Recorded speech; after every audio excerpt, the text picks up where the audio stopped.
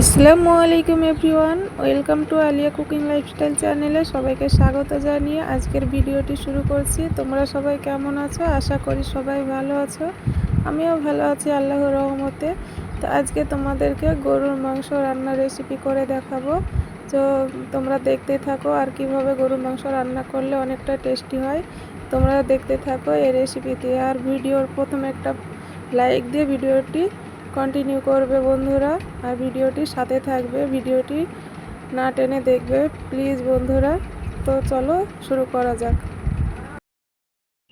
মাংসগুলোকে আমি ধুয়ে কুটে একদম রেডি করে নিয়েছি। কড়াইতে, গ্যাসের কড়াই আমি বসিয়ে দিয়েছি। তো এখানে এক এক করে আমি সব কিছু দিয়ে দেব। তেল মশলা পরিমাণ মতো এখানে আমি দিয়ে দিচ্ছি সরিষার তেল। আর এখানে আমি লঙ্কা গুঁড়ো নিয়েছি, ধনিয়া গুঁড়ো, তারপর হলুদ, তারপরে লবণ আর মশলা বাটা, আর এখানে তেজপাত দিয়ে দিচ্ছি। এবার আমি এগুলোকে ভালো করে নেড়ে চেড়ে নেব।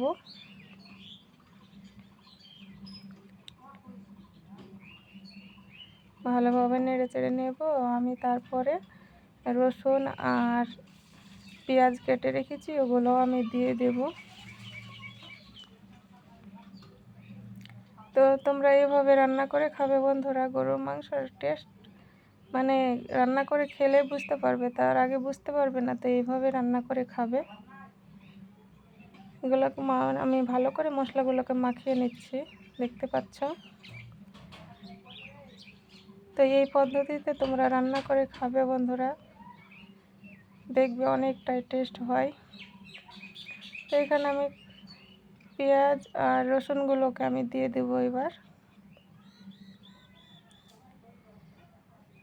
আর গরুর মাংসতে একটু পেঁয়াজ বেশি পরিমাণে দেওয়ার চেষ্টা করবে, বেশি দিলে একটু টেস্টটা বেশি হয়।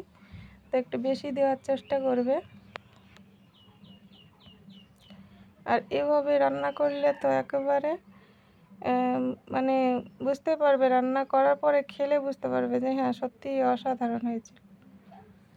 আর আমি এই মাংসটা যেদিন রান্না করেছি, আমি সেদিনকে আমার বাড়ির সবাই, ফ্যামিলিতে আমরা সবাই আনন্দ করে একেবারে খেয়েছিলাম। একেবারে বলছিল যে মানে বিয়ে বাড়ির মতো একেবারে টেস্ট। তো আমি ঢাকা দিয়ে দিলাম।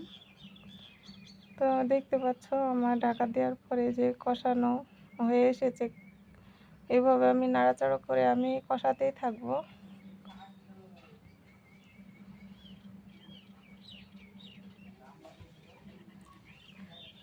নাড়াচাড়া করে দিতে হবে কিছুক্ষণ বাদে বাদে, না হলে তলায় লেগে যাবে।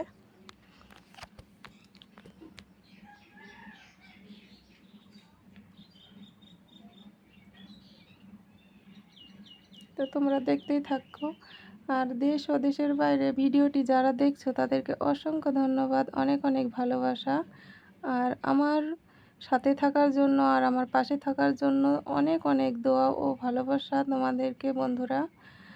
তো আমার এভাবে পাশে থাকবে। তো আমি আবার ঢাকা দিয়ে দিলাম। তো আমার মাংসটা প্রায় কষানো হয়ে এসেছে, দেখতে পাচ্ছ।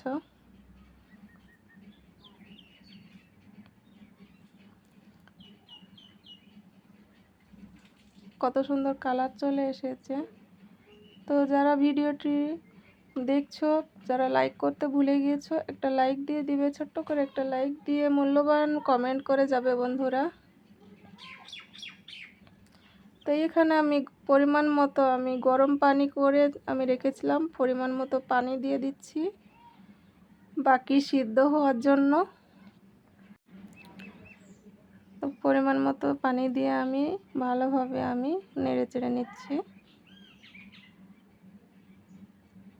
তো গরম পানি দেবে অবশ্যই করে। গরুর মাংসতে ফোটানো সময় একটু সময় লাগবে। আর গরম পানিটা দিলে তাড়াতাড়ি ফুটে যাবে, আর গরম পানি দিলে টেস্টটাও অসাধারণ হয়। তো এভাবে তোমরাও রান্না করে খাবে আর আমাকে কমেন্ট করে জানাবে বন্ধুরা। তো আমি ঢাকা দিয়ে দিলাম। তো আমার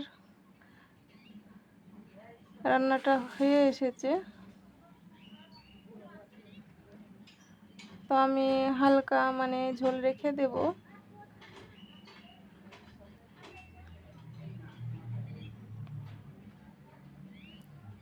আমার রান্নাটা হয়ে এসেছে, দেখতে পাচ্ছ তোমরা। তো এইভাবে তোমরা রান্না করে খাবে। আর বিয়েবাড়ির মাংস কেন এত টেস্ট হয়, তো বিয়েবাড়ির মাংস আমাদের আপাতত মুর্শিদাবাদে এইভাবে রান্না করি, তা এজন্য আমরা জানি কতটা টেস্ট হয়। তোমরা এইভাবে রান্না করে খাবে। তো এইখানে আমি সব কিছু মশলা আমার পেস্ট করা আছে, গুঁড়ো করা আছে, ভাজা, এগুলো আমি দিয়ে দিলাম অল্প পরিমাণে, যতটুকু প্রয়োজন দিয়ে আমি ভালো করে নেড়ে চেড়ে নেব।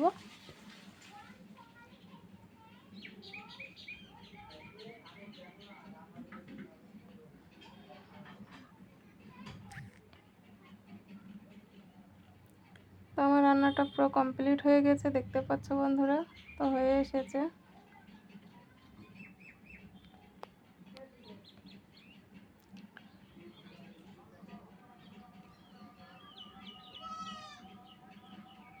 তো এতক্ষণ যারা আমার ভিডিওটি দেখছো আর ভিডিওটির প্রথম থেকে শেষ অবধি দেখেছো, তাদেরকে অসংখ্য ধন্যবাদ, অনেক অনেক ভালোবাসা রইল। তো আমার রান্নাটা হয়ে গেছে, আমি একটা বাটিতে পরিবেশন করে নিয়েছি, দেখতে পাচ্ছ তো কতটা কালারফুল হয়েছে, কতটা লোভনীয় হয়েছে। তো দেখা হবে পরের ভিডিওতে বন্ধুরা, ভালো থাকবে, সবার জন্য দোয়া ও শুভকামনা রইল। সবাই ভালো থাকবে আর সবাই আমার পাশে থাকবে আশা করি। আর ভিডিওটি ফুল ওয়াচ করে একটা মূল্যবান কমেন্ট করে যাবে বন্ধুরা। তো সবাই ভালো থাকবে, সুস্থ থাকবে।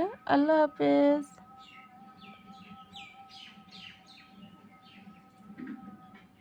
আসসালামু আলাইকুম।